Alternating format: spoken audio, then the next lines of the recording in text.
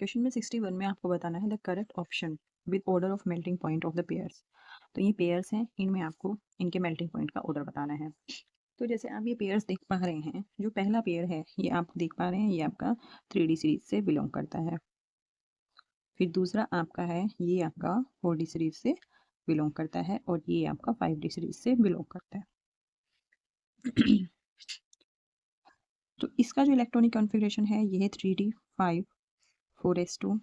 ये आपका हो जाएगा 3D6 4s2। यहाँ पे टेक्नीटियम का आपका हो जाएगा 4D5 5s2। रुदेनियम का आपका हो जाएगा 4D6 5s2। यहाँ पे रेनियम का आपका हो जाएगा, रेनियम का इलेक्ट्रॉनिक कॉन्फ़िगरेशन आपका होगा 5D5 6s2। एंड ओस्मियम का आपका फाइनली हो जाएगा 5D6 6s2। ठीक है जी। तो जब पहले आप देखेंगे 3D सीरीज और 4D सीरीज में जब आप देखेंगे, तो जब आप इनमें देखेंगे तो ये एग्जैक्टली हाफ फिल्ड है, ये फुल फिल्ड है। इसमें भी एग्जैक्टली हाफ फिल्ड है और ये फुल फिल्ड है। तो मैग्नीज और आयरन में अगर आप देखेंगे तो मेल्टिंग पॉइंट ज़्यादा होगा कि इसका आयरन का, बिकॉज ये एग्जैक्टली हाफ फिल्ड है तो इसकी स्टेबिलिटी बहुत ज़्यादा होगी।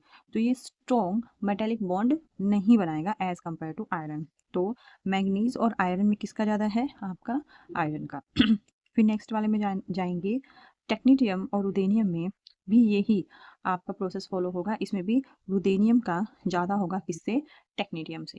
लेकिन तीसरे केस में आपका रेनियम का ज़्यादा किससे होगा, ऑस्मियम से। इसका कारण है, देखिए जब आप 5D सीरीज में एंटर करते हैं तो इसमें आपके 4f ऑर्बिटल्स भी होते हैं, इनके जो अंदर हैं वो 4f ऑर्बिटल्स भी प्रेजेंट होते हैं, जो नॉन डायरेक्शनल होते हैं, और जिनकी वजह से जो शील्डिंग इफेक्ट है वो काफ़ी स्ट्रॉन्ग हो जाता है। तो जो ये इलेक्ट्रॉन है ये as compared to these these and these इतने ज़्यादा स्ट्रॉन्ग नहीं होते हैं। इन दोनों में अगर देखा जाए तो ज़्यादा ये क्या कर लेते हैं, इतने स्ट्रॉन्ग नहीं हो पाते हैं, तो ये स्ट्रॉन्ग मेटलिक बॉन्डिंग बना लेते हैं। अब इसमें 5 अनपेयर्ड इलेक्ट्रॉन है, इसमें 4 ही रह जाएंगे। तो ऊपर वाले में यानी रेनियम वाले केस में ज़्यादा स्ट्रॉन्ग मेटलिक बॉन्डिंग आपको बनेगी। तो इसकी वजह से जो रेनियम है, उन रेनियम का जो मेल्टिंग पॉइंट है वो ज़्यादा होगा किससे, ओस्मियम। और एक बात और है कि जो आपका ओस्मियम है वो जितनी भी एलिमेंट्स है उसमें सबसे डेंस एलिमेंट है। ठीक है जी। तो इसका ऑप्शन नंबर 3 इसमें आपका करेक्ट जाएगा। ये क्वेश्चन देखिए, question number 62, 1.24 gram of AX2 जिसका मोलर मास इतना है, उसको 1 kg वाटर में डिसोल्व करके सॉल्यूशन बना लिया, और फिर उसका बॉइलिंग पॉइंट देखा तो इतना आया। फिर 25.4 ग्राम ऑफ AY2 जिसका मोलर मास इतना है, उसको 2 kg ऑफ वाटर में डिसोल्व कर लिया और उसका बॉइलिंग पॉइंट आया इतना। तो हमको बताना है इन दोनों में से कौन कितना आयनाइज होगा। तो आयनाइजेशन के लिए हमें आई की वैल्यू पता होनी चाहिए, यानी कि वॉन्ट हाफ फैक्टर की वैल्यू पता होनी चाहिए। तो मैं क्या करती हूँ, ये दो टेबल बना लेती हूँ। यहाँ पे इसका मास लिख लेती हूँ, जो डेटा दिया हुआ है। इसका मास है 1.24 ग्राम और इसका मास है सेकंड वाले का 25.4 ग्राम। फिर इनका मोलर मास दिया हुआ है, जिसको मैं कैपिटल M1 से डिनोट कर लूँगी, वो है 124 ग्राम पर मोल। और इसमें है MM2, इसका मोलर मास है 250 ग्राम पर मोल। और इसमें जो सोलवेंट का मास है वो है आपका 1 kg, और इसमें आपका जो सोलवेंट का मास है वो है 2 kg। यहाँ पे जो सॉल्यूशन का बॉइलिंग पॉइंट आया वो है 100, इसको मैं T1 मान लूँ, 100.0156 डिग्री सेंटीग्रेड।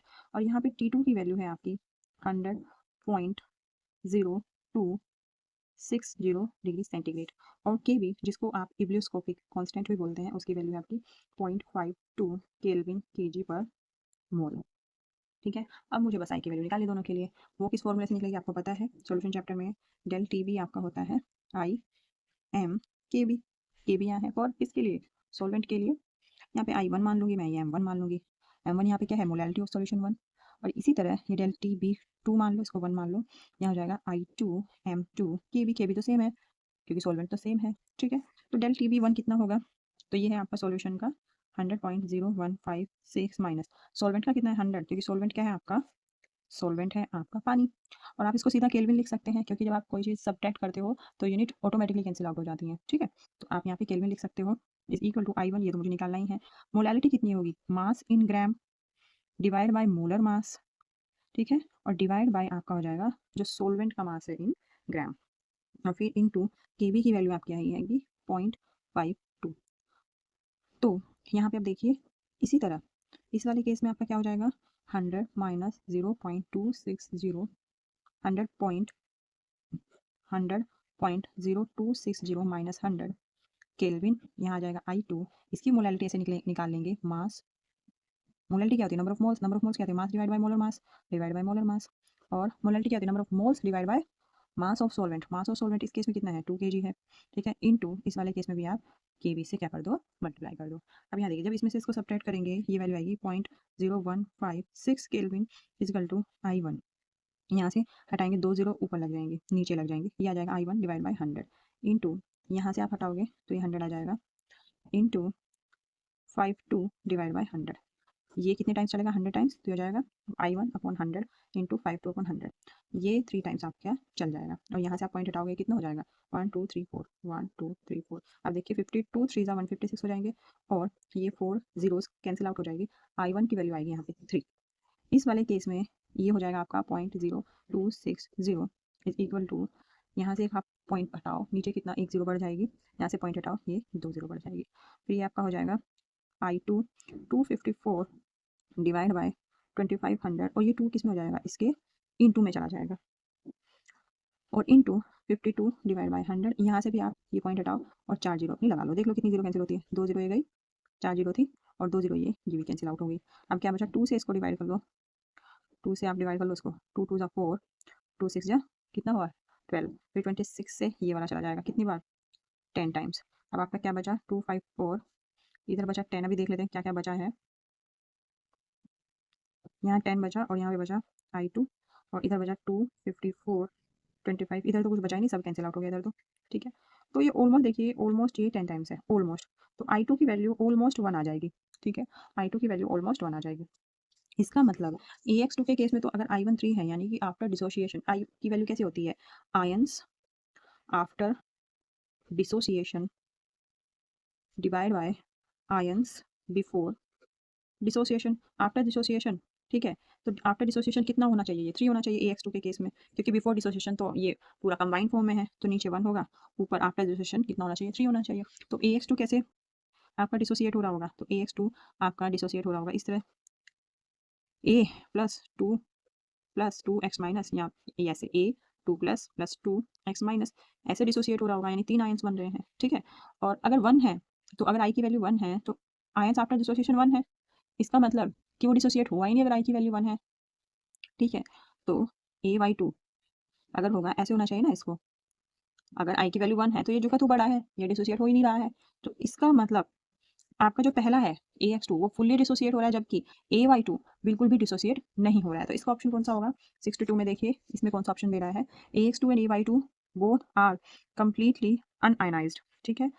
तो ऐसा तो नहीं है, एक तो आयनाइज्ड है।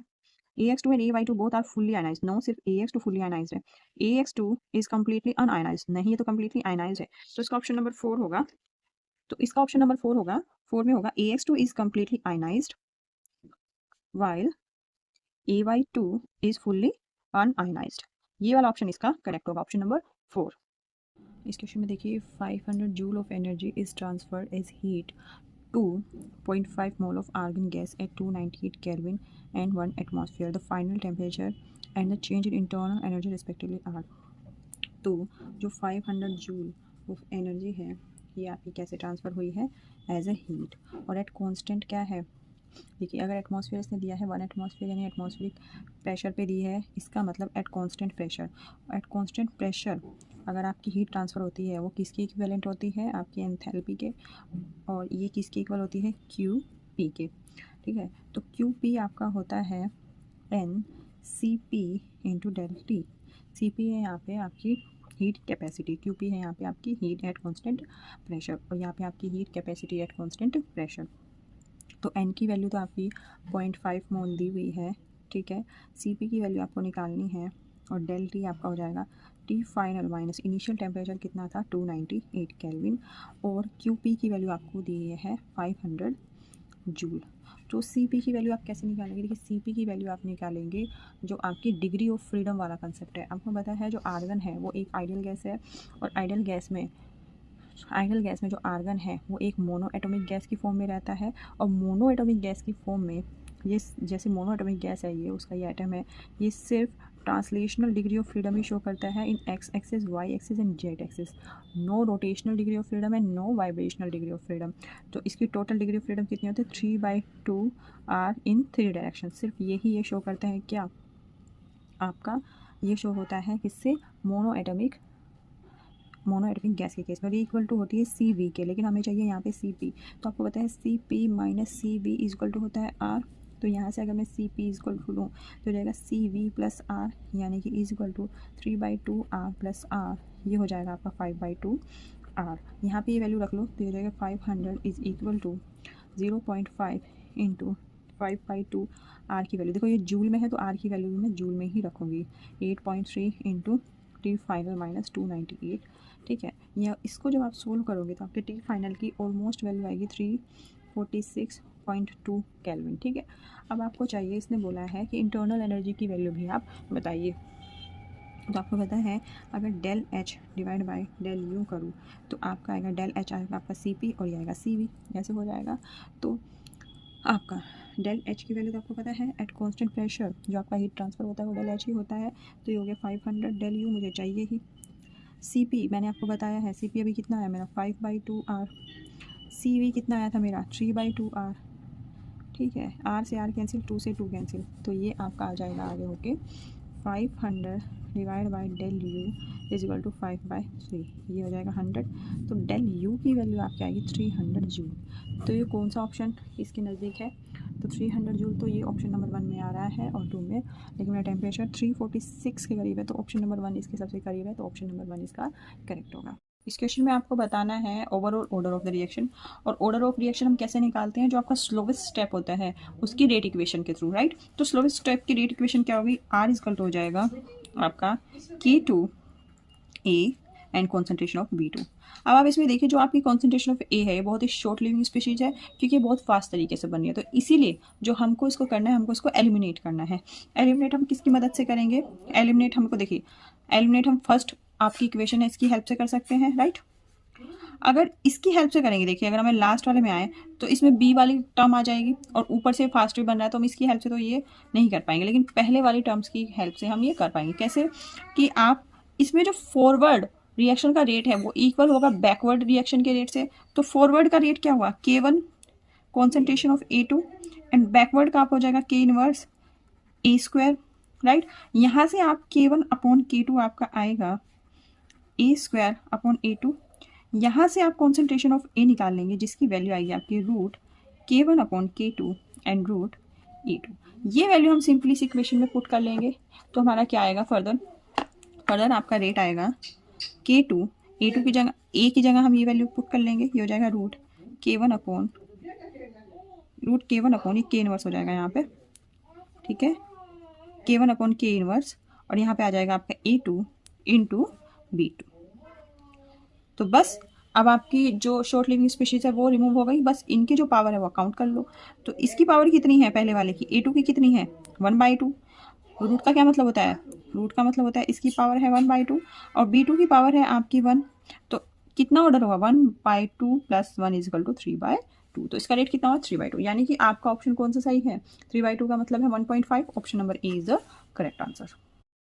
इस क्वेश्चन में आपको बताना है डी ब्रोगली वेवलेंथ किसकी? इलेक्ट्रॉन की, जो कि प्रेजेंट है आपके सेकंड ऑर्बिट में।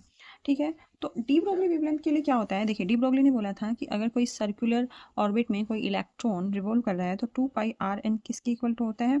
एन लैम्डा की। और यहाँ Rn क्या है? उस सर्कुलर ऑर्बिट की रेडियस है और Rn की वैल्यू आपकी होती है n² A0। जो A0 यहाँ पे है वो है आपकी बोर्स रेडियस। तो बस Rn की जगह आप वैल्यू रख दो n² A0 और ये हो जाएगा आपका एन लैम्डा। ये वाला एन और ये वाला एन अलग है, ठीक है, तो यहाँ पे आपको वैल्यू नहीं रखनी है। तो सिंस सेकंड ऑर्बिट में है तो एन की वैल्यू क्या है? 2, तो 2 का स्क्वायर 4A0। तो इसकी जगह मैं क्या लिख दूंगी? 2π, ये हो जाएगा 4A0, ये इक्वल टू हो जाएगा एन लैम्डा। तो लैम्डा की वैल्यू हो जाएगी 4 टू 8πA0 अपॉन एन। तो आपका जो ऑप्शन नंबर बी है वो करेक्ट होगा। इस क्वेश्चन को देखिए, the product P form in the following reaction is, इस रिएक्शन में जो प्रोडक्ट फॉर्म हो रहा है आपको बताना है, ठीक है। तो देखिए जब जिंक अमलगम और आपके HCl है तो ये वाली रिएक्शन कौन सी होती है? ये रिएक्शन होती है आपकी क्रीमेंसन रिएक्शन। क्लीमेंसन रिएक्शन की क्या विशेषता होती है? क्लीमेंसन रिएक्शन में होता है कि जो एल्डिहाइड और कीटोन्स हैं वो किस में रिड्यूस हो जाते हैं? एल्केन्स में। बस इतना आपको पता होना चाहिए। ये पता होते ही आप ऑप्शन मैच कर लीजिए। ये अल्कोहल में हो रहा है तो ये वाला नहीं होगा, इसमें ये वाला अल्कोहल में इसको किया ही नहीं तो ये वाला भी नहीं है। ऑप्शन नंबर 3 में कीटोन और एल्डिहाइड दोनों आपके एल्केन में है, तो option number 3 is the correct answer. अगर आपको इसकी फर्दर मैकेनिज्म देखनी है तो मैकेनिज्म में क्या होगा कि मैं आपको एल्डिहाइड का करके बता देती हूँ। एक एल्डिहाइड ले लिया मैंने, यहाँ पे जो जिंक है अपने दोनों इलेक्ट्रॉन यहाँ दे देगा और ये 2 इलेक्ट्रॉन ऊपर चले जाएंगे। क्यों? क्योंकि जो आपका CO ग्रुप है उसमें जो कार्बन होता है वो इलेक्ट्रॉन डेफिशिएंट होता है। उसके बाद क्या आ गया, इस पे जिंक पे पॉजिटिव चार्ज आ जाएगा, इस पे निगेटिव आ जाएगा। जो Cl- है, Cl- आपको HCl से मिला, ठीक है, वो इस Zn पॉजिटिव पे अटैक करेगा और आपका क्या बना देगा, ZnCl। जो यहाँ पे O- है उसमें जो HCl से आपको H पॉजिटिव मिला वो यहाँ पे O- से रिएक्ट करके OH बना देगा, ठीक है, और ये अल्कोहल में बन जाएगा। फर्दर 2 इलेक्ट्रॉन है ये अट्रैक्ट कर लिए जाएंगे किससे, H+ से, जो आपको HCl से मिला है यहाँ पे H2O मिल जाएगा, ठीक है। अब आपको पता है कि ये वाली स्पीसीज हाईली अनस्टेबल है, ऑक्सीजन के ऊपर पॉजिटिव चार्ज तो हाईली अनस्टेबल है, तो ये वाटर के रूप में क्या हो जाएगा, बाहर निकल जाएगा। उसके बाद आपका क्या बचेगा, इस तरह से आपका कंपाउंड बचेगा। फिर इसको अगर खोल के लिखे, यहाँ पे जो जिंक है ये फर्दर अपने इलेक्ट्रॉन यहाँ देगा, ठीक है, और यहाँ से आपका Cl को ले लेगा और ये जो बॉन्ड वाले इलेक्ट्रॉन वो जिंक के पास चले जाएंगे। तो फाइनली आपके पास क्या बनेगा, आपके पास बनेगा, तो देखिए मेटल के पास फाइनली आपका ये बनेगा, और मेटल के पास अगर नेगेटिव चार्ज है वो हाईली अनस्टेबल और कार्बन के पास पॉजिटिव चार्ज है वो अनस्टेबल होता है। तो ये क्या करेगा, यहाँ पे क्या होगा, एक रीअरेंजमेंट होगा। ये जो आपके 2 इलेक्ट्रॉन हैं, ठीक है, ये यहाँ पे अटैक कर देंगे और जो 2 इलेक्ट्रॉन ये बॉन्ड वाले हैं इनको कौन अटैक कर लेगा अपनी तरफ, ये पॉजिटिव चार्ज। तो फाइनली आपको क्या मिलेगा, आपको मिलेगा इस तरह से। तो इस कार्बन के पास नेगेटिव चार्ज आ जाएगा, यानी 2 इलेक्ट्रॉन तो इस कार्बन के पास आ जाएगा और इन 2 इलेक्ट्रॉन की वजह से एक सिंगल बॉन्ड से आपका अटैच हो जाएगा क्या, जिंक, और जिंक के पास आ जाएगा पॉजिटिव। अब सही हो गया कि मेटल के पास पॉजिटिव चार्ज, क्योंकि पॉजिटिव चार्ज ज़्यादा स्टेबल होता है मेटल्स में। उसके बाद क्या है, ये 2 इलेक्ट्रॉन है जो आपका H पॉजिटिव है। HCl तो बहुत स्ट्रॉन्ग एसिड है, जहाँ जहाँ उसको इलेक्ट्रॉन मिलेंगे वहीं वहीं H पॉजिटिव आपको दिखेगा। तो ये यहाँ से अटैच हो जाएगा, आपका बनेगा R, यहाँ पे H और ये H, और ये आपका है Zn पॉजिटिव। अब Zn पॉजिटिव क्या है, आपको पता है आपके सॉल्यूशन में Cl- भी है, जो Cl- इससे रिएक्ट करेंगे और ये यहाँ पहुँच जाएगा, ठीक है, ये बॉन्ड के जो इलेक्ट्रॉन है ये इस वाले कार्बन पे आ जाएंगे और आपका फाइनली बनेगा ये R, यहाँ पे निगेटिव और यहाँ ये निगेटिव है और यहाँ पे बन जाएगा H। तो आपने देखा फिर से निगेटिव बन गया, फिर से कौन आ जाएगा, H पॉजिटिव। तो H पॉजिटिव आ जाएगा तो ये यहाँ पे अटैच हो जाएगा, तो ये हो जाएगा आपका H। तो फाइनली जो आपका प्रोडक्ट बनेगा वो जो P प्रोडक्ट है वो ये होगा। मतलब चाहे एल्डिहाइड हो चाहे कीटोन हो, आपका रिडक्शन होकर क्या मिलेगा आपको, फाइनली एल्केन मिलेगा। तो इसमें ऑप्शन नंबर 3 आपका करेक्ट है। इस क्वेश्चन में देखिए आपको आयनाइजेशन एंथैल्पी दी हुई है। आयनाइजेशन एंथैल्पी आपकी होगी 374 किलो जूल पर मोल। आयनाइजेशन एंथैल्पी क्या होता है, एक इलेक्ट्रॉन को निकालने में जितनी आपकी एनर्जी लगती है वो आयनाइजेशन एंथैल्पी होती है। सिंस ये पॉजिटिव है तो आपको देनी पड़ रही है। और यहाँ पे है इलेक्ट्रॉन गेन एंथैल्पी, ठीक है, A B C and D की इलेक्ट्रॉन गेन एंथैल्पी है, ये निगेटिव में है। इसका मतलब आपको बाहर से कोई एनर्जी नहीं देनी पड़ रही है, ये इलेक्ट्रॉन गेन करके लिबरेट कर रहे हैं, तो इतनी लिबरेट कर रहे हैं। तो इसका मतलब इसमें जो सबसे ज़्यादा एनर्जी लिबरेट करेगा वो होगा -349 किलो जूल पर मोल। तो जितने ज़्यादा इलेक्ट्रॉन गेन एंथैल्पी लिबरेट होगी, ठीक है, वो उतना स्टेबल क्या बनाएगा, एनायन बनाएगा। और यहाँ पे क्या बन रहा है, कैटायन बन रहा है। तो इसका मतलब वो सबसे ज़्यादा स्ट्रॉन्ग क्या बनाएगा, आयनिक बॉन्ड बनाएगा। तो इस हिसाब से बी वाला सबसे स्ट्रॉन्ग बनाएगा, उसके बाद ए वाला, उसके बाद सी वाला, उसके बाद डी वाला। इसका मतलब option number 1 is the correct answer. इस क्वेश्चन में देखिए आपको लिस्ट 1 को लिस्ट 2 से मैच करना है। लिस्ट 1 में आपको कार्बोहाइड्रेट दे दिया और लिस्ट 2 में आपके लिंक के सोर्सेज। तो सबसे पहले हमारा एमाइलोज। एमाइलोज के लिए हमें एमाइलोज का स्ट्रक्चर पता होना चाहिए। एमाइलोज का स्ट्रक्चर होता है ये, इसका जो बेस यूनिट होता है वो होता है आपका डी ग्लूकोज। तो डी ग्लूकोज का स्ट्रक्चर ये होता है, ठीक है। जब बहुत सारे डी ग्लूकोज आपस में कनेक्ट करते हैं तो आपको क्या मिलता है, अमाइलोज। तो अमाइलोज में ये बीच में आपका ग्रुप है, ये डी ग्लूकोज है, इसकी 300 से 600 यूनिट्स है, ये आपस में चेन के थ्रू कनेक्टेड है, ठीक है। यहाँ पे देखो एक OH होता है, यहाँ पे क्या होता है H, वाटर ग्रुप रिमूव हो के ये आपस में कनेक्ट हो जाते हैं, राइट। तो इसमें है कि ये पाया किस में जाता है, तो जो अमाइलोज है ये एलिगी में पाया जाता है, एलिगी में पाया जाता है। और ये आपको मिलता है जो लोअर फॉर्म्स ऑफ प्लांट्स हैं उसमें। और इसमें लिंकेज कौन सा होता है, लिंकेज देखिए कैसे लिंकेज देखेंगे। तो हम अपनी काउंटिंग कहाँ से स्टार्ट करते हैं, यहाँ से 1 2 3 4। इस वाले में कहाँ से करेंगे, इस वाले में हम करेंगे कहाँ से, यहाँ से 1 2 3 4। सिमिलरली इधर आप कहाँ से स्टार्ट करोगे, इधर आप स्टार्ट करोगे इधर से 1 2 3 4। तो इसमें कैसा लिंकेज दिख रहा है आपको, 1 से 4 वाला लिंकेज है, ठीक है, 1 से 4। और इस बॉन्ड को हम क्या बोलते हैं, इस बॉन्ड को हम बोलते हैं आपका अल्फा C1C4। और इस बॉन्ड का नाम क्या है, इसका बॉन्ड का नाम है ग्लाइकोसिडिक बॉन्ड होता है, ग्लाइकोसिडिक बॉन्ड। तो अब आप देखिए जो आपका एमाइलोस है वो किससे कनेक्ट होगा, अल्फा C1C4, और ये किस में, प्लांट में। तो आपका जो ए है उसका हो गया फोर्थ ऑप्शन, राइट। अब हम चलते हैं सेल्यूलोज। तो सेल्यूलोज का आपको स्ट्रक्चर पता होना चाहिए। सेल्यूलोज के स्ट्रक्चर ये होता है, देखिए सेल्यूलोज के स्ट्रक्चर में क्या है कि आपका जो बेस यूनिट है ये तो आपका अल्फा डी ग्लूकोज है।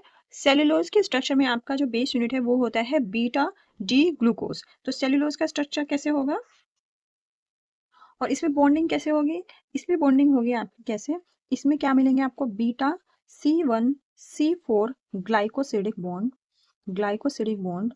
और जो सेल्यूलोज होता है वो किसमें होता है, वो होता है प्लांट्स में, वो होता है किसमें, प्लांट्स में। तो कैसे, देखिए यहाँ से नंबरिंग स्टार्ट करेंगे 1 2 3 4, और यहाँ पे 1 2 1 2 3 4, ये ऐसे। तो 1 और 4 कैसा बॉन्ड होता है आपका, बीटा C1C4 बॉन्ड होता है, और ये होता है ग्लाइकोसिडिक बॉन्ड, और ये होता है प्लांट्स में।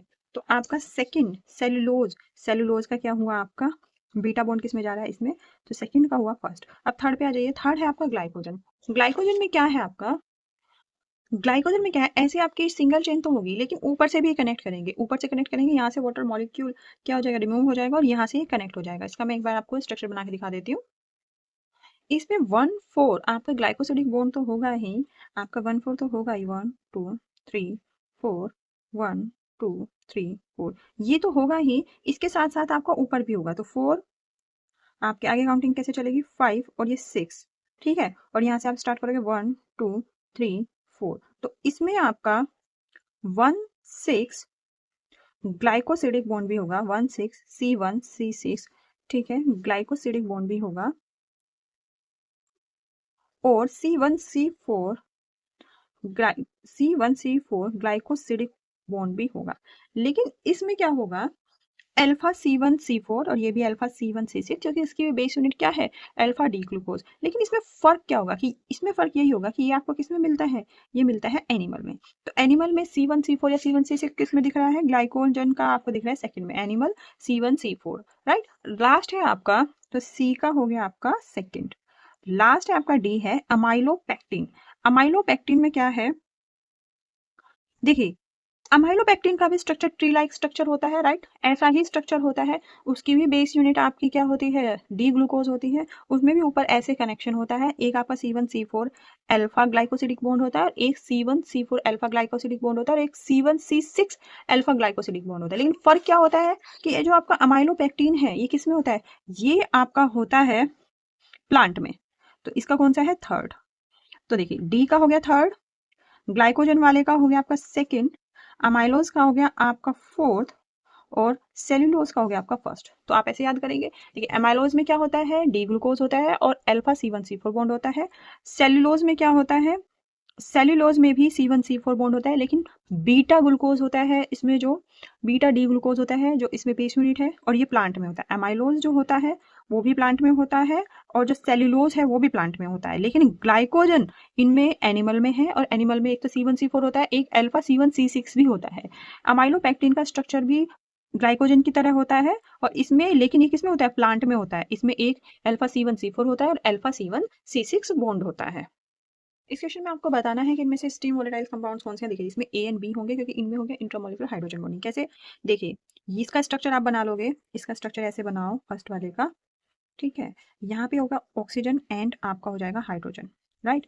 और यहाँ पे हो जाएगा नाइट्रोजन, और फिर ऐसे ऑक्सीजन और ये ऑक्सीजन। तो इस हाइड्रोजन और ऑक्सीजन के बीच में क्या होगी, इंट्रामोलिकुलर हाइड्रोजन बॉन्डिंग। इसकी वजह से क्या होगा, ये स्टीम वोलेटाइल होगा। इसी तरह इसके हाइड्रोजन और इसके ऑक्सीजन में क्या होगा, आपका हाइड्रोजन बॉन्डिंग हो जाएगा इंट्रामोलिकुलर। तो इसकी वजह से ये भी क्या होगा, स्टीम वॉलेटाइल हो जाएंगे, ठीक है। जबकि इसमें इंटरमोलिकुलर होगा, ठीक है, इनमें दूसरे आपके मॉलिक्यूल्स चाहिए हाइड्रोजन बॉन्डिंग के लिए। तो इसका जो ऑप्शन होगा वो होगा ऑप्शन ए एंड बी, किसमें है, ऑप्शन नंबर 3 में। में देखिए आपको बताना है the radii of isoelectronic species increasing in the order, क्या ये ऑर्डर सही है? तो देखिए जिस पे देखिए रूल होता है कि जितना नेगेटिव चार्ज ज़्यादा होता है आइसोइलेक्ट्रॉनिक स्पीशीज का, अगर केस है देखिए सब में 10 इलेक्ट्रॉन्स हैं, जिसमें नेगेटिव चार्ज ज़्यादा होता है उसकी रेडियस ज़्यादा होती है और जितना ज़्यादा पॉजिटिव चार्ज होगा उसकी मिनिमम होगी। तो नेगेटिव चार्ज किसका? ऑक्सीजन का सबसे ज़्यादा, और मैग्नीशियम का पॉजिटिव सबसे ज़्यादा है। तो इसका मतलब ऑक्सीजन की जो रेडियाई है वो सबसे ज़्यादा होनी चाहिए और मैग्नीशियम की Mg2 पॉजिटिव की सबसे कम होनी चाहिए। तो वो ऑर्डर हमारा फॉलो हो रहा है, पहले 2 माइनस फिर प्लस फिर 2 पॉजिटिव, यस। तो फर्स्ट स्टेटमेंट इज़ करेक्ट। अब सेकेंड स्टेटमेंट पे आ जाए, इसने बोला है कि जो इलेक्ट्रॉन गेन एंथैल्पी है जो हेलोजन है उनका ऑर्डर ये होता है, तो यस ये भी सही है। इसमें एक कन्फ्यूजन आ सकता है कि फ्लोरीन का ज़्यादा होना चाहिए, नहीं क्लोरीन का ज़्यादा होता है। एक तो ये होता है, इसका कारण होता है कि जो फ्लोरीन है, फ्लोरीन का जो साइज़ है वो कम होता है, तो इसकी जो होल्डिंग पावर है, ऑल्दो इसकी इलेक्ट्रोनेगेटिविटी सबसे ज़्यादा होती है, लेकिन इसकी जो इलेक्ट्रॉन होल्डिंग पावर है वो क्लोरीन से क्या होती है? कम होती है। क्लोरीन की ज़्यादा क्यों हुई? क्लोरीन की ज़्यादा इसलिए होती है क्योंकि एक तो क्लोरीन का साइज़ बड़ा होता है और इसके पास एम्प्टी डी ऑर्बिटल्स होते हैं, तो that is why electron gain enthalpy किसकी ज़्यादा हुई? क्लोरीन, फिर फ्लोरीन, फिर ब्रोमीन और फिर आयोडीन। तो स्टेटमेंट नंबर 2 भी सही है। तो जिस भी ऑप्शन में आपका ऐसे हो कि both statement 1 and statement 2 are correct, वो ऑप्शन आपका सही होगा। इस क्वेश्चन में देखिए जो नीचे हैं आपको कुछ नाइट्रोजन कंटेनिंग कंपाउंड्स दिए हुए हैं, इसमें से आपको सबसे पहले बताना है कि इनमें से सबसे ज़्यादा बेसिक कौन सा है और फिर उसका 1 ग्राम HCl से रिएक्ट करके कितने मिलीग्राम ऑफ HCl देगा। तो इनमें से जो सबसे बेसिक है वो बताना है पहले, फिर उसका 1 ग्राम की रिएक्शन करानी है HCl से और आपको बताना है कि HCl के कितने मिलीग्राम आपको मिलेंगे। तो सबसे पहले आपको पता होना चाहिए कि इनमें सबसे ज़्यादा बेसिक कौन सा है। तो सबसे ज़्यादा बेसिक वही होगा जिसमें नाइट्रोजन आपके इस जो बेंजीन रिंग है इसके साथ कॉन्जुगेशन में ना हो। तो अगर आप यहाँ देखेंगे, यहाँ भी कॉन्जुगेशन में है, फर्स्ट वाले में, थर्ड वाले में भी कॉन्जुगेशन में है और फोर्थ वाले में भी कॉन्जुगेशन में है, लेकिन जो सेकंड वाला है इसको हम बोलते हैं बेंजाइल अमीन। इसमें अगर आप देखेंगे तो इसमें CH2 ग्रुप बीच में है, इसकी वजह से ये डायरेक्टली आपका बेंजीन रिंग से कॉन्जुगेशन में नहीं है। तो इसीलिए जो इसके जो ये लोन पेयर हैं ये सबसे ज़्यादा अवेलेबल होंगे रिएक्शन के लिए, इसीलिए ये सबसे ज़्यादा बेसिक भी होगा। तो ये रिएक्ट करेगा किससे? ये आपका रिएक्ट करेगा HCl से और आपको क्या देगा? HCl से रिएक्ट करके ये आपको इस तरह से कंपाउंड दे देगा NH3 पॉजिटिव Cl माइनस। तो आपको इससे मतलब नहीं है, आपको मतलब है इनसे और इनसे। आप देखिए कि 1 mole of benzyl amine react कर रहा है 1 मोल ऑफ HCl से। 1 mole of benzyl amine react कर रहा है 1 मोल ऑफ HCl से और आपको कुछ प्रोडक्ट दे रहा है, ठीक है। तो लेकिन हमें क्वेश्चन में बोला है कि 1 ग्राम आपको यूज़ करना है, किसका? जो सबसे ज़्यादा बेसिक है, तो इसका हमें कितना यूज़ करना है? 1 ग्राम। तो सबसे पहले मैं इसके नंबर ऑफ़ मोल्स निकाल लेती हूँ कि रिएक्शन मेरे नंबर ऑफ़ मोल्स कितने हैं। तो नंबर ऑफ़ मोल्स कैसे निकालते हैं? नंबर ऑफ़ मोल्स होते हैं आपके मास इन ग्राम। मास इन ग्राम है आपका 1 gram divided by molar mass. Molar mass आप कैसे निकालेंगे? आप इसका मोलर मास निकाल लो। तो कैसे निकालेंगे? कितने कार्बन है? 6 तो ये हो गए, 7 ये हो गए, तो C7 और फिर हाइड्रोजन काउंट कर लो। हाइड्रोजन कितने हैं? 2 and 2 4 और यहाँ पे कितने हैं? 4 5 6 7 8 9 H9 और फिर आपका क्या बचा? नाइट्रोजन, एक नाइट्रोजन है। तो इसका आप मोलर मास निकाल लो, तो यहाँ हो जाएगा 7 × 12 प्लस 9 × 1 प्लस नाइट्रोजन का कितना होता है? 14। 12 7 ज़ा 84 प्लस 9 प्लस 14, तो ये आपका टोटल कितना हो जाएगा? ये हो जाएगा 107 ग्राम पर मोल, ठीक है। तो यहाँ पे आप 107 लिख दोगे, 107 ग्राम पर मोल। जब आप इसको डिवाइड करोगे तो आपका कितना आएगा? ये इसकी वैल्यू आएगी आपकी 0.00934 मोल। देखिए 1 mole of benzyl amine react कर रहा है 1 मोल ऑफ HCl, यानी कि रेशियो तो सेम है। इसका मतलब 0.00934 मोल of benzyl amine will react with 0.00934 mole of HCl। Okay, तो इतने मोल ऑफ HCl का आप मास निकाल लो। तो मास कैसे निकालते हैं? मास आपका हो जाएगा number of moles into molar mass, number of mole into molar mass. Number of moles मेरे रिएक्शन में कितने हैं? 0.00934। और मोलर मास ऑफ HCl कितना होता है? हाइड्रोजन का 1 और क्लोरीन का आपका होता है 35.5। तो ये हो जाएगा 0.00934 इंटू 36.5। जब आप इसकी मल्टीप्लाई करेंगे तो आपका आएगा 0.341 ग्राम। आपको बताना है मिलीग्राम में, तो मिलीग्राम में इसको कन्वर्ट करने के लिए इसको किससे मल्टीप्लाई कर देंगे? इसको मल्टीप्लाई कर देंगे 1000 से, तो ये आ जाएगा 341 मिलीग्राम। तो यहाँ पे इसका आंसर क्या आएगा? इसका आंसर आएगा 341 मिलीग्राम ऑफ HCl। इस क्वेश्चन में देखिए, आपको बताना है वाटर इनसॉल्युबल प्रोडक्ट का मोलर मास। और आपको कैसे बताना है? वाटर इनसॉल्युबल प्रोडक्ट का मतलब जब क्रोमाइट और रिएक्ट करेगा Ne2CO3 के साथ तो आपके कुछ प्रोडक्ट बनेंगे, उनमें से कोई वाटर इनसॉल्युबल होगा और आपको बताना है उसका मोलर मास क्या होगा। तो हमें इसकी रिएक्शन आनी चाहिए, ठीक है, और फ्यूजन से बताना है और इन प्रेजेंस ऑफ O2। तो ये और इसकी रिएक्शन हो रही है, तो आप इसको ऐसे लिख लो FeCr2O4 plus Ne2CO3 plus O2। तो आपके प्रोडक्ट क्या बनेंगे? तो यहाँ पे देखिए, ये वाला मेटल क्या होगा? सब्स्टिट्यूट होगा। यहाँ पे क्या आएगा? सोडियम। ठीक है, आयरन की यहाँ पे वैलेंसी होती है +2, तो सोडियम होती है +1, तो सोडियम के यहाँ 2 एटम ऐड होंगे तो ये जाएगा Na2CrO4। ये ऐसे बनता है सोडियम के साथ। और फिर हो जाएगा आपका प्लस, आपका यहाँ बनेगा Fe2O3 और प्लस आपका बन जाएगा 8CO। ठीक है, इस तरह से आप रिएक्शन तो आपको याद करनी पड़ेगी, लेकिन थोड़ा थोड़ा आइडिया ना आप ऐसे ही ले सकते हैं कि यहाँ पे +2 इसकी वैलेंसी है तो यहाँ पे सोडियम के 2 लगेंगे। आयरन के साथ इसका Cr2O4 है, जबकि सोडियम के साथ CrO4 है। ठीक है, तो इसका नाम जो है इसको हम बोलते हैं आयरन 2, ये 2 है, आयरन 2 क्रोमाइट, या फिर इसको हम बोलते हैं आयरन क्रोमियम ऑक्साइड। आप इनको चाहो तो इनको बैलेंस कर सकते हो। यहाँ पे आप 4 करो, यहाँ पे 8 करो, यहाँ पे 7 और यहाँ पे 8 और फिर आपका हो जाएगा 2 और यहाँ पे 8। और इसको हम बोलते हैं सोडियम क्रोमेट। तो वाटर इनसॉल्युबल प्रोडक्ट कौन सा है इसमें? Fe2O3। बाकी सब वाटर सॉल्युबल हैं और ये तो आपकी गैस है। ये आपका वाटर इनसॉल्युबल है, तो इसी का आप क्या कर देंगे? मोलर मास निकाल देंगे। मोलर मास कैसे निकालेंगे? 2 इंटू आयरन का मोलर मास कितना होता है? 56 प्लस 3 इंटू ऑक्सीजन का कितना होता है? 16। तो ये आपका आएगा 160 ग्राम पर मोल। तो इसकी जो वैल्यू आएगी वो आएगी 160 ग्राम पर मोल। इस क्वेश्चन में आपको बताना है सम ऑफ सिग्मा और पाई बॉन्ड्स का इस वाले कंपाउंड में। तो सबसे पहले आप इसको ड्रॉ करो।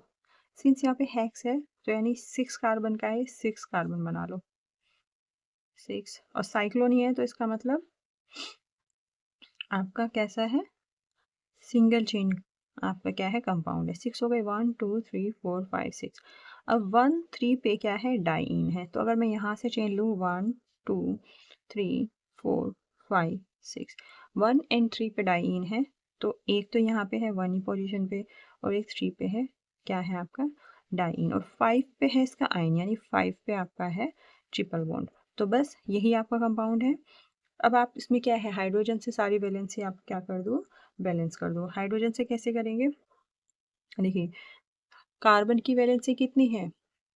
4, 2 ये रही, ठीक है, बची कितनी? 2, तो वो हाइड्रोजन से कंप्लीट होगी, तो यहाँ आएगी H2। फिर यहाँ पे कितने हुए 1 2 3, तो एक हाइड्रोजन से कंप्लीट होगी।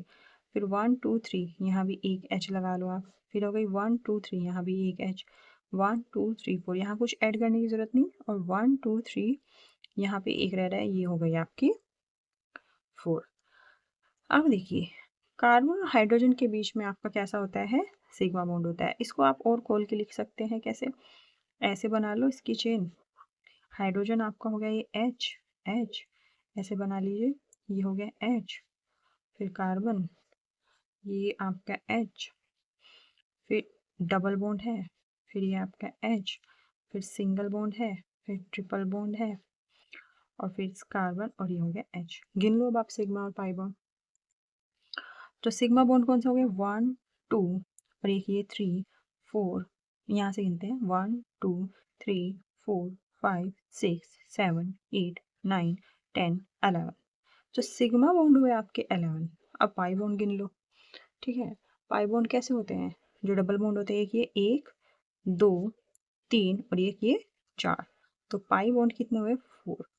तो सिग्मा प्लस पाई कितने हुए 11 प्लस 4 इज इक्वल टू 50। ठीक है, तो इसका आंसर क्या आएगा आपका 50। इस क्वेश्चन में देखिए, if A2B is 30% ionised in an aqueous solution then the value of 1/2 factor I is. तो 30% आयनाइज्ड है, इसका मतलब अल्फा की वैल्यू कितनी है 0.3। कैसे निकालेंगे, 30/100 जब आप करेंगे तो इसकी वैल्यू आएगी 0.3, राइट। उसके बाद आपका है, और आपका A2B कैसे आयनाइज होगा, इनके बीच में रिएक्शन कैसे होगी, ये ऐसे होगी 2A plus plus B2 minus, ऐसे, ठीक है। तो यहाँ पे Y की वैल्यू कितनी होगी 2 and 1 3, Y क्या है यहाँ पे नंबर ऑफ आयंस। बस यही हमें डिटेल्स पता होनी चाहिए, हमारा निकल जाएगा, क्योंकि I इजकल टू होता है 1 plus Y minus 1 into alpha, ठीक है। तो ये हो जाएगा 1 प्लस Y की वैल्यू 3 है माइनस 1, अल्फा की वैल्यू आपकी 0.3 है, तो ये हो जाएगा 1 प्लस 3 माइनस 1 2 इंटू 0.3, ये हो जाएगा 1 प्लस 0.6 या फिर 1.6। इसको आप लिख सकते हैं 16 into 10 to the power minus 1। तो यहाँ पे इसकी क्या वैल्यू आएगी 16। इस रिएक्शन में देखिए आपको बताना है प्रोडक्ट S के जो 0.1 मोल है उसका वेट कितना होगा। तो देखिए ये रिएक्ट करेगा CrO3, ये एक्सेस में है, तो एक्सेस में है इसका मतलब ये वाला OH ग्रुप भी पार्टिसिपेट करेगा और ये वाला भी, तो दोनों पार्टिसिपेट करेंगे। तो कैसे पार्टिसिपेट करेंगे, देखिए आपको पता है जैसे मेटल है, यहाँ पे जो क्रोमियम है वो एक मेटल है, तो मेटल के क्या होता है, मेटल इलेक्ट्रॉन डेफिशिएंट होते हैं, यानी they can take more electrons. तो ये इलेक्ट्रॉन्स कहाँ से लेंगे, ये लेंगे OH से, तो एक तो यहाँ से लेगा आपका यहाँ से, ठीक है, और ये दो इलेक्ट्रॉन यहाँ मूव हो जाएंगे, और ये वाला यहाँ पे, और ये दो इलेक्ट्रॉन ऐसे मूव हो जाएंगे। तो आपका प्रोडक्ट क्या मिलेगा यहाँ से आपको मिलेगा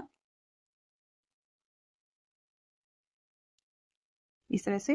देखिए सिंस दो इलेक्ट्रॉन चले गए, इसके पास पॉजिटिव चार्ज होगा और आपका हाइड्रोजन है ये, फिर ये अटैच होगा आपका क्रोमियम से एक ऑक्साइड आयन ऐसे, और यहाँ पे होगा double bond O double bond O। इसी तरह ये ऑक्सीजन क्या है, इस पे पॉजिटिव चार्ज होगा, यहाँ पे H, और ये अटैच होगा क्रोमियम से एक ऑक्साइड आयन, ये double bond O double bond O। अब देखिए ऑक्सीजन के पास पॉजिटिव जो चार्ज है वो हाईली अनस्टेबल होता है, ठीक है। तो ये कहाँ से अपने आप को स्टेबलाइज करेगा, कहाँ से इलेक्ट्रॉन लेगा, तो देखो यहाँ पे तो CO बॉन्ड है, ठीक है, यहाँ भी CO बॉन्ड है, और यहाँ पे ऑक्सीजन और क्रोमियम बॉन्ड है, ठीक है, और यहाँ पे ऑक्सीजन और क्रोमियम बॉन्ड है, और एक इसके पास हाइड्रोजन है, एक हाइड्रोजन है। तो जब आप इनमें देखेंगे तो जो ऑक्सीजन के साथ जो हाइड्रोजन बॉन्ड है ये कंपैरेटिवली क्या होगा, ये कंपैरेटिवली वीक होगा। तो इसकी वजह से ये वाले बॉन्ड से क्या लेगा, अपने इलेक्ट्रॉन्स लेगा, और H आयंस क्या कर देगा, लिबरेट कर देगा। ये H आयंस लिबरेट होकर यहाँ से अटैच हो जाएंगे जो आपके ऑक्साइड आयन है ऊपर, ठीक है। तो अब आपका क्या बनेगा, यहाँ से आपका बन जाएगा सिंपल, आपका कंपाउंड बन जाएगा इस तरह से। यहाँ पे तो ऑक्सीजन हो गया, आपका पॉजिटिव चार्ज खत्म, ले लिया इलेक्ट्रॉन, ठीक है। फिर यहाँ पे क्रोमियम, ये हो गया OH, ये डबल बॉन्ड O, ये डबल बॉन्ड O, और यहाँ पे आपका हो जाएगा ये ऑक्सीजन, और ये क्रोमियम, ये OH, ये डबल बॉन्ड O और ये डबल बॉन्ड O। अब देखो इतने सारे ऑक्सीजन है, कुछ ना कुछ तो हंगामा करेंगे। ये क्या हंगामा करेंगे कि अपनी तरफ इलेक्ट्रॉन क्या करेंगे, पुल करने की कोशिश करेंगे यहाँ से। तो जो इनके पास वाला ये जो CH बॉन्ड है यहाँ पे और एक यहाँ, तो इसको क्या कर देंगे, वीक कर देंगे। सिंस ये वीक कर देंगे तो ये दोनों इलेक्ट्रॉन यहाँ पे और ये पूरा ग्रुप क्या हो जाएगा, रिमूव हो जाएगा। इसी तरह ये दोनों इलेक्ट्रॉन यहाँ पे और ये पूरा ग्रुप क्या हो जाएगा, रिमूव हो जाएगा। तो आपको फर्दर क्या प्रोडक्ट मिलेगा, तो फर्दर आपको मिलेगा यहाँ पे ये मिल जाएगा, राइट, और यहाँ पे आपको मिल जाएगा ये। लेकिन रिएक्शन यहीं पे खत्म नहीं होती, रिएक्शन तो देखिए वाटर भी होगा रिएक्शन में। तो वाटर क्या करेगा, H2O पॉजिटिव क्या करेगा, आपने 2 इलेक्ट्रॉन यहाँ पे दे देगा, ठीक है, और यहाँ पे क्या आ जाएगा, माइनस चार्ज आ जाएगा। तो फर्दर क्या बनेगा, ये ऐसे हो जाएगा। और यहाँ पे देखिए जैसे कि मैंने बताया, यहाँ पे ऑक्सीजन अटैच होगा इस वाले कार्बन से, O पॉजिटिव, यहाँ पे हाइड्रोजन और ये हो जाएगा O निगेटिव। अब आप देखो ये ऑक्सीजन कैसे स्टेबलाइज करेगा अपने आप को, वही सिंपल सी चीज़ है, हाइड्रोजन से ही करेगा, हाइड्रोजन से ही स्टेबलाइज करेगा और ये चाइन यहाँ अटैच हो जाएगा। तो आपको क्या मिलेगा, फाइनली आपको मिलेगा कुछ इस तरह से प्रोडक्ट, ये और यहाँ पे आपका बन जाएगा एक OH यहाँ पे और एक OH आपका मिल जाएगा यहाँ पे, राइट। फिर फर्दर क्या होगा, अभी तो ये CrO3 एक्सेस में है, तो जो CrO3 है ये फर्दर इनमें से किसी एक OH से क्या करेगा, रिएक्ट कर लेगा। तो जब ये रिएक्ट करेगा सिंपली फिर ऐसे ही होगा और आपका बन जाएगा इस तरह से, और यहाँ पे हो जाएगा OH, ऑक्सीजन के पास पॉजिटिव चार्ज आ जाएगा और ये क्रोमियम O माइनस, ये, राइट। अब आप देखिए कि ये ऑक्सीजन यहाँ वाला कैसे स्टेबलाइज करेगा अपने आप को, ये सिंपली यही हाइड्रोजन से ले लेगा जो इलेक्ट्रॉन्स हैं, राइट। तो और ये हाइड्रोजन यहाँ पहुंच जाएगा, फिर से वही जो ग्रुप होगा आपका रिमूव हो जाएगा। तो आपका क्या बनेगा, आप प्रोडक्ट अब आपका बनेगा इस तरह से बन जाएगा और यहाँ पे आपका आ जाएगा OH और ये ऑक्सीजन यहाँ पे क्या हो जाएगा, स्टेबलाइज हो जाएगा और ये वाला ग्रुप, ये तो ऑक्सीजन स्टेबलाइज हो जाएगा यहाँ से और ये हो जाएगा CrO, यहाँ पे H आ जाएगा और ये आ जाएगा डबल बॉन्ड O। तो सिंपली अभी कैसे इस ग्रुप को रिमूव करना है, तो यहाँ पे जो हाइड्रोजन है यहाँ से अपना क्या होगा, ये 2 इलेक्ट्रॉन यहाँ पे दे देगा और ये पूरा ग्रुप क्या हो जाएगा, रिमूव हो जाएगा। तो जो फाइनल प्रोडक्ट आपको मिलेगा वो क्या मिलेगा, वो मिलेगा आपको ये मिलेगा। इस जो रिएक्शन है इसकी मैकेनिज्म अच्छी खासी बड़ी है, ठीक है, तो ये मिल जाएगा। तो ये जो है आपका ये P है, ये आपका P हो गया, राइट। अब ये आपका ग्लाइकोल से रिएक्ट करेगा इन प्रेजेंस ऑफ एसिड। अब आगे फर्दर देखते हैं कि ये P जो है ग्लाइकोल से रिएक्ट कैसे करेगा। तो चलिए आगे चलते हैं। तो हमारा P क्या हो गया, हमारा P तो ये मिला था हमको इस तरह से, ये P हो गया,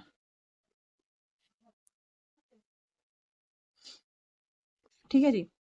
अब इसकी रिएक्शन किससे करानी है, इसकी रिएक्शन आपको करानी है ग्लाइकोल से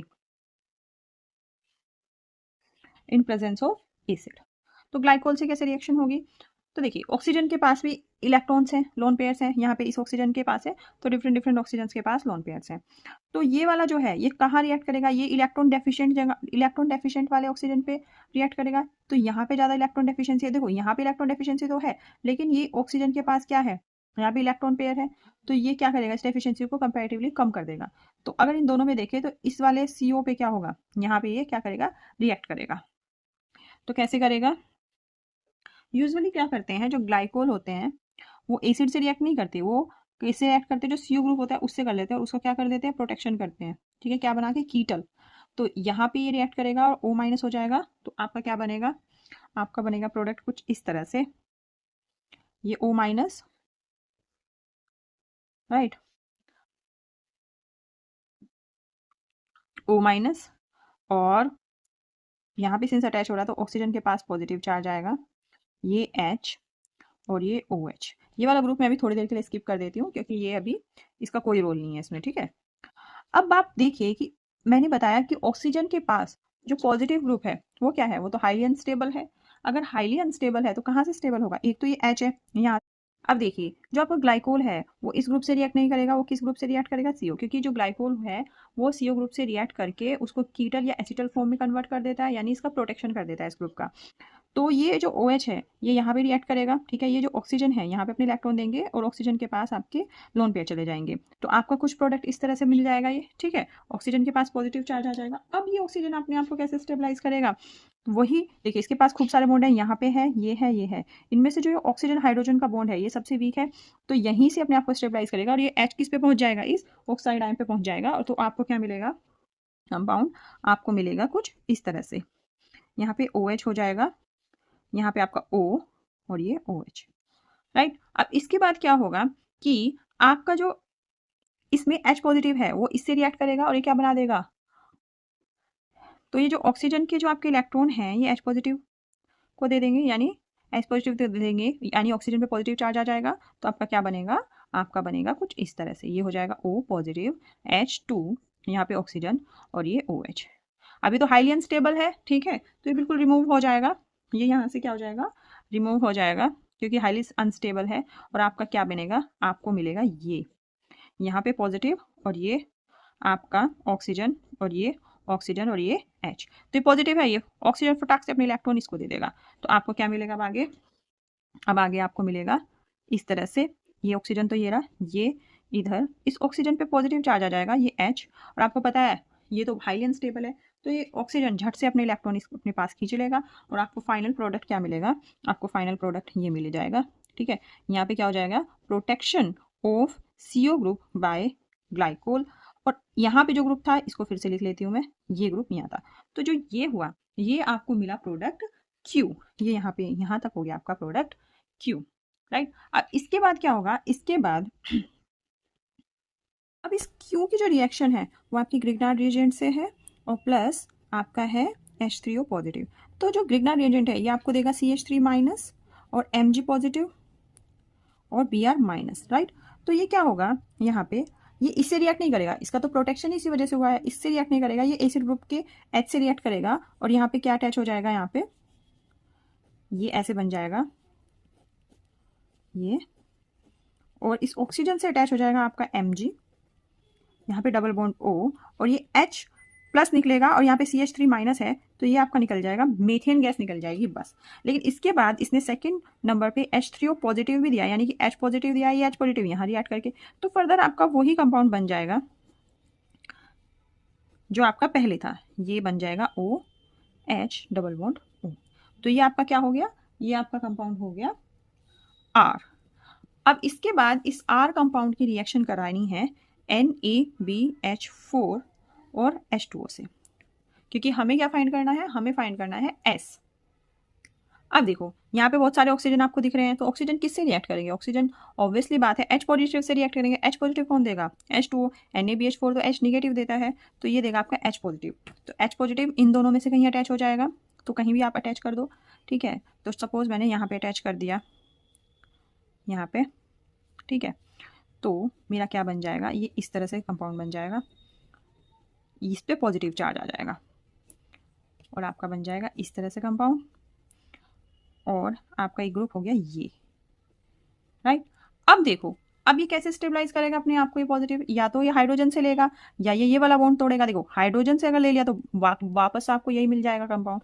इसीलिए जो रिंग है, रिंग स्ट्रेन की वजह से ये वाला जो बॉन्ड है वो क्या है, वो ज़्यादा वीक है, तो ये इसी से इलेक्ट्रॉन ले लेगा और यहाँ पे क्या आ जाएगा, पॉजिटिव आ जाएगा। तो आपको क्या मिलेगा फर्दर, आपको मिलेगा ये, यहाँ पे आ जाएगा पॉजिटिव, और इसका तो काम हो गया, इसने अपना पॉजिटिव चार्ज कर दिया, खत्म।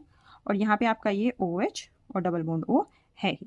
इसके बाद क्या होगा, अब यहाँ पे तो हाईली अनस्टेबल होगा, तो यहाँ पे जो आपका वाटर है, वाटर के जो दो ऑक्सीजन है, ऑक्सीजन के पास जो इलेक्ट्रॉन है वो इस पॉजिटिव चार्ज को क्या करेंगे, रिएक्ट करेंगे यहाँ पे, और ये अटैच हो जाएगा यहाँ पे H2O। और क्या आपका कंपाउंड दिखेगा, ये कुछ इस तरह से दिखेगा। यहाँ पे तो देखो पहले सिंपल बना लो जो आपका है, ठीक है। फिर यहाँ पे ऑक्सीजन के पास पॉजिटिव, एक H इस तरह से। अब फिर से वही बात हो गई कि ये कहाँ से स्टेबलाइज करेगा, देखो इस पे तो कहीं स्ट्रेन अब दिख नहीं रहा है, तो वही हाइड्रोजन से ही खींचेगा, अपने इलेक्ट्रॉन खींच लिया यहाँ पे, ठीक है। तो आपको अब क्या मिलता है, अब आपको मिलेगा कुछ इस तरह का कंपाउंड मिल जाएगा, OH, यहाँ पे O, और ये हो गया ऐसे, यहाँ पे आपका OH हो गया, ठीक है। और यहाँ पे मिल जाएगा आपको इस तरह से और यहाँ पे आपका OH और डबल बॉन्ड O। अब क्या होगा, अब जो ये वाला ऑक्सीजन है आपके सॉल्यूशन में H पॉजिटिव तो है ही, यहाँ से H पॉजिटिव ले लेगा और ये क्या हो जाएगा, यहाँ पे ये इलेक्ट्रॉन यहाँ पे H पॉजिटिव को डोनेट करेगा और आपका क्या बन जाएगा, अब कुछ इस तरह से कंपाउंड बन जाएगा और यहाँ पे OH पॉजिटिव और ये आपका हो जाएगा इस तरह से, यहाँ पे OH और ये OH और ये डबल बॉन्ड O। अब देखो ये कैसे स्टेबलाइज करेगा, या तो H से या इससे।